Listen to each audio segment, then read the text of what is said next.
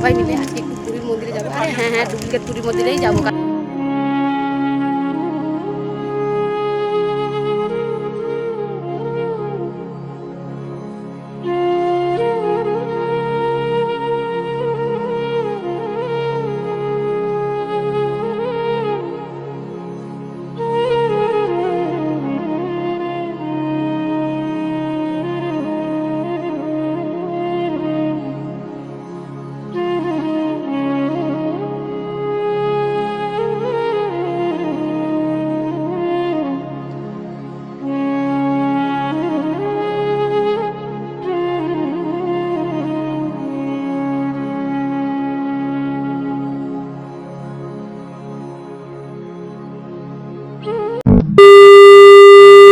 Hello friends, good morning. কেমন আছো সবাই? আশা করছি তোমরা সবাই ভালো আছো, সুস্থ আছো, আর আমরাও ভালো আছি। আমাদের একটু ভিডিওতে তোমাদের সবাইকে জানাই অনেক অনেক স্বাগত।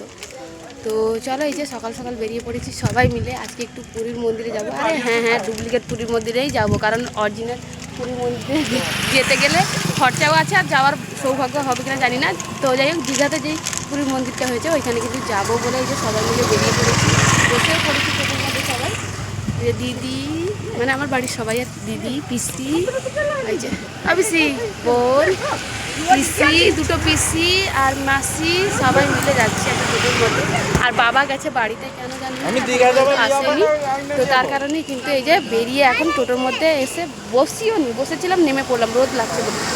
সেই যে বাবা আসেনি, তো চলো আর সারাদিন কী করি না করি ওখানে গিয়ে সমস্ত কিছু তোমাদের সঙ্গে শেয়ার করবো। ভিডিওটা কন্টিনিউ দেখতে থাকো। এখন আমরা যাই, পরে আবার কথা হচ্ছে। তো অটোর মধ্যে বসে সমুদ্রের ঢেউ দেখতে দেখতে বাতাস খেতে খেতে যাচ্ছি আমরা দীঘা।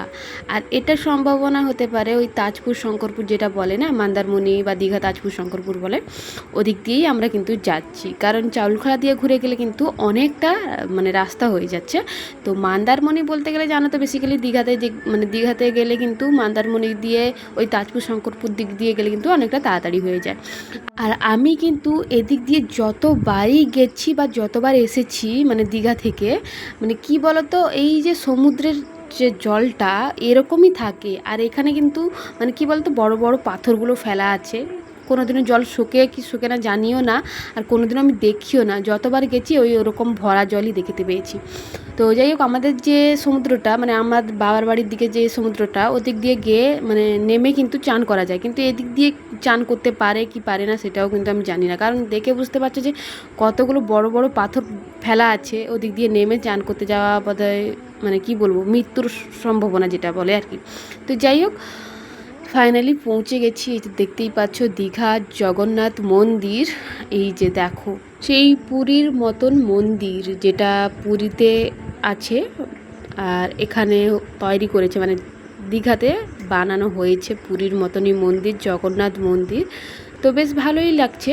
আর আমি নাকি একটা কথা শুনেছি, এটা নাকি বালি সিমেন্ট দিয়ে তৈরি হয়েছে, কিন্তু পুরীতে যে জগন্নাথ মন্দির আছে ওটা নাকি পাথর দিয়ে তৈরি হয়েছে।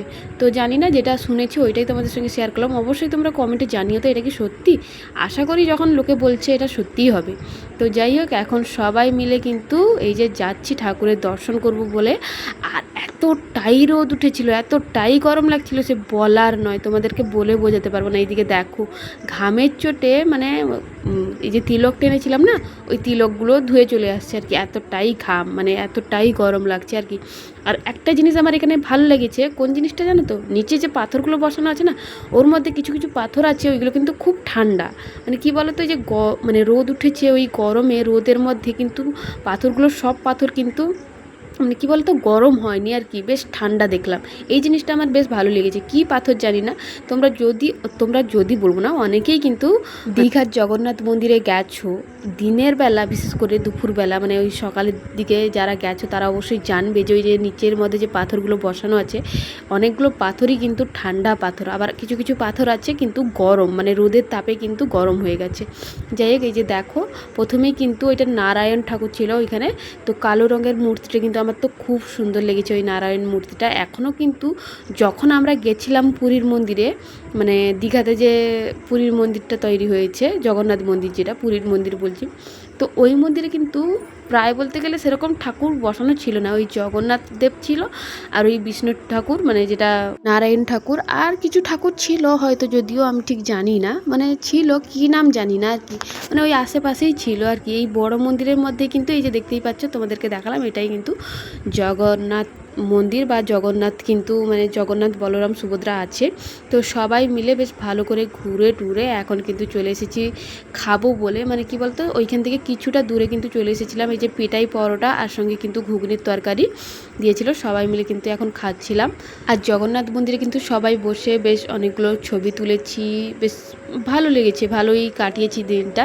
আর এটা কিন্তু অনেক আগের ভিডিও জানো তো, আজকে তোমাদের সঙ্গে এডিট করে শেয়ার করছি, মানে প্রায় বলতে গেলে আজ থেকে 15-20 দিনের, 15 বলবো না, 20-25 দিনের আগের ভিডিও, মানে 20-25 দিন আগে আমি গেছিলাম জগন্নাথ মন্দিরে, আজকে তোমাদের সঙ্গে শেয়ার করছি আর কি।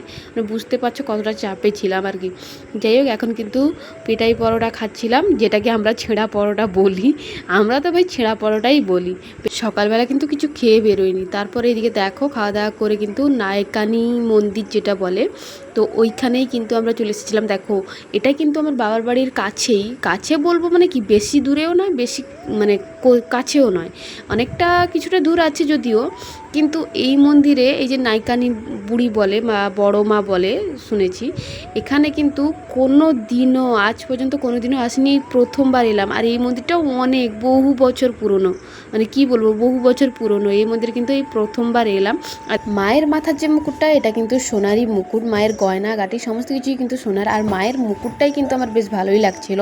আর মায়ের একটা হাত বা একটা আঙ্গুল নেই, মানে কি বলতো দুই বোনের কিন্তু মারামারি লেগেছিল, মানে গঙ্গা যমুনা এই দুজনের মধ্যে একজনের কিন্তু মানে এই লাইকানি মায়ের সঙ্গে কিন্তু ঝগড়া না যুদ্ধ না কি লেগেছিল জানি না, মায়েরা বলে, তার জন্য কিন্তু একটা আঙ্গুল বা একটা হাত নেই। এর পেছনে কিন্তু বড় একটা কাহিনী আছে।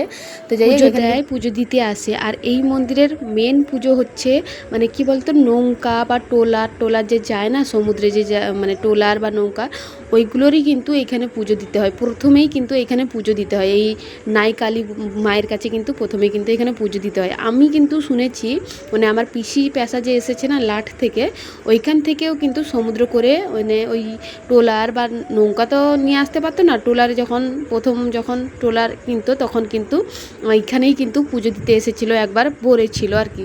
তো আমি বলছিলাম যে অত দূর থেকে এইখানে পুজো দিতে এসেছো, তো বলছে হ্যাঁ, যে এখানে কিন্তু পুজো দিতে আসতে হয়। তো আমারও কিন্তু খুব ইচ্ছে আছে, আমার বলবো না, আমার 3 বোনের খুব ইচ্ছে আছে যে এইখানে একবার ভোগ নিয়ে আসবো, মানে পুজো দেবো। জানি না ঠাকুর কী করবে, আগের বছর দেখা যাক, সেটা মানে সেই ধরনের একটা মন্তব্য নিয়ে রেখেছি আমার 3 বোন আগের বছর। এবছর তো হলো না, কারণ এবছর হট করে দেখা হয়েছে, মানে হট করে মানে কি বলবো সমস্ত কিছু হয়ে গেছে আর কি। দীঘাতে গেছিলাম পুরী মন্দির দেখবো বলে, তো ওইখান থেকে ফেরার পথে মানে একজন দাদা ও বললো চলো সবাইকে দেখে নিয়ে আসি, তো দেখেই চলে এসেছিলাম। যাই হোক, বাড়ি ফিরে অবস্থা খারাপ হয়ে গেছিলো, একদম অবস্থা খারাপ। বাড়ি ফিরে এসে কিন্তু স্নান টান কমপ্লিট করে খাওয়া দাওয়া করে নিয়েছিলাম, অবস্থা কিন্তু খারাপ হয়ে গেছিলো এই গরমের মধ্যে। আর এই গরমের মধ্যে না বিকালবেলা গেলে কিন্তু খুব ভালো হতো, কিন্তু পিসিরা বললো সবাই যে সকালবেলা যাবে, তো তার কারণে কিন্তু সকালবেলা যাওয়া হয়েছিল। এদিকে দেখো সন্ধ্যাবেলা কিন্তু বাবা নিয়ে চলে এসেছিলো কাঁকড়া, কারণ দিদি কিন্তু বাড়ি যাবে, তার কারণে কিন্তু কাঁকড়া দিচ্ছিল। আর তোমরা যারা রেগুলার ব্লগ দেখো তারা তো অবশ্যই জানবে যে আমার মানে আমি বাড়িতে গেলে বা দিদি বাড়িতে গেলে কিন্তু বাবার বাড়ি থেকে কাঁকড়া বা চিংড়ি মাছ এগুলো কিন্তু বেশিরভাগ দেওয়া হয়, কারণ আমার মেয়ে বলো দিদির মেয়ে বলো এর দুজনে কিন্তু কাঁকড়া বা চিংড়ি মাছটা খেতে ভালোবাসে। তো যাই হোক, এগুলো কিন্তু কেনা কাঁকড়া, তার কারণেই কিন্তু বাঁধা ছিল। যাই হোক, এদিকে দেখো এখন কিন্তু 3 বোন মিলে কিন্তু এই যে বড় একটা গামলার মধ্যে কিন্তু চাউমিন নিয়ে বসে গেছিলাম খেতে। আজকে সন্ধ্যাবেলা কিন্তু টিফিনে মানে চাউমিন বাড়িতেই বানানো হয়েছিল, সবাইকে দিয়ে দেওয়া হয়েছে। তারপর কিন্তু এই যে দেখো 3 বোন মিলে কিন্তু আমাদের কাণ্ড দেখো, 3 বোন মিলে কিন্তু এই যে গামলার মধ্যে নিয়ে বসে গেছিলাম খেতে চাউমিন। তো যাই হোক, খাওয়া দাওয়া কমপ্লিট করে নিয়েছিলাম। তারপর এইদিকে দেখো দুজন লালপরীকে কিন্তু সাজুগুজু করিয়ে এখন মন্দিরে নিয়ে চলে এসেছিলাম, কারণ দিদিও বাড়ি চলে যাবে, আমিও বাড়ি চলে যাব। আর এই যে ড্রেসগুলো কিন্তু ওর মাসি নিজের হাতে কিন্তু বানিয়ে দিয়েছে, মানে নিজেই বানিয়ে দিয়েছে, টেলারিং মেশিনে কিন্তু নিয়ে ও নিজেই কিন্তু কাটিয়ে বানিয়ে দিয়েছে। কেমন লেগেছে মানে কেমন হয়েছে জামাগুলো অবশ্যই কিন্তু তোমরা কমেন্টে জানিও। আমার তো হেভি লাগছে। তো তার কারণে কিন্তু মন্দিরটাও খুব সুন্দরভাবে সাজানো ছিল। তো ভাবলাম না চলো একবার এদের দুজনকে সাজিয়ে নিয়ে কয়েকটা ছবি তুলি, ফটো তুলি। তো তার কারণে কিন্তু এখানে এসেছিলাম, ফটো তুলছিলাম। ফটো টটো তুলে তারপর কিন্তু বাড়ি চলে গেছিলাম। ওইখান থেকে ওই 9:30 কি 9:30 কি 9টার দিকে কিন্তু এই যে দেখো আমাদের এখানে প্রোগ্রাম হচ্ছিলো, মানে অনুষ্ঠান, ওইখানে কিন্তু চলে এসেছিলাম। আর এই যে দেখতেই পাচ্ছ এনাকে কিন্তু কেউ বলবো না, অনেকেই কিন্তু চিনতে পারছো। তো তাও বলে দিই, ইনি হচ্ছেন সেই মেহেক, মানে গীতা এলএলবির সিরিয়ালের যে মেহেক বলে, ওর যে ননদিনী, মানে গীতার যে ননদিনী। তো ওই কিন্তু এসেছিলো আমাদের এই প্রোগ্রামে। সিরিয়ালের কেউ একজন খ্যাত এলে কেউ আসবে না তা কখনো হয়, এসে কিন্তু বেশ ভালো করে জমিয়ে আনন্দ করেছিলাম, প্রোগ্রামটা বেশ এনজয় করেছি। তো চলো আজকের ভিডিওটা